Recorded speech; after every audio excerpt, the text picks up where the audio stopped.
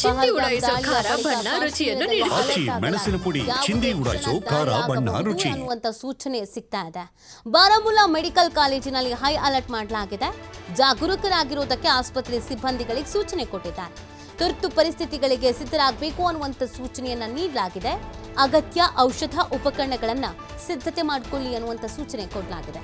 24 ಗಂಟೆ ಐಸಿಯು ಕಾರ್ಯನಿರ್ವಹಿಸುವಂತೆ ಸೂಚನೆಯನ್ನ ನೀಡಲಾಗಿದೆ.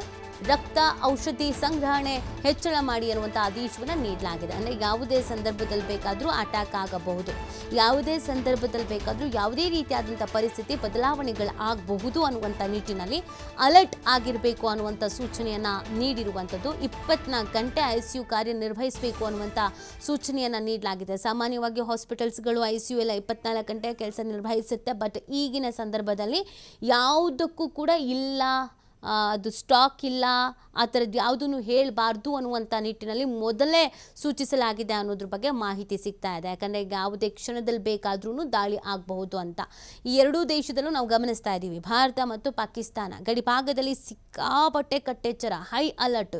ಅಲ್ಲಿ ಈ ಮೋಡ ಕವಿದ ವಾತಾವರಣ ಅಂತೀವಲ್ಲ, ಹಾಗೇನೆ ಅಲ್ಲಿ ಯುದ್ಧದ ವಾತಾವರಣ ನಿರ್ಮಾಣ ಆಗ್ಬಿಟ್ಟಿದೆ, ಸೃಷ್ಟಿ ಆಗ್ಬಿಟ್ಟಿದೆ.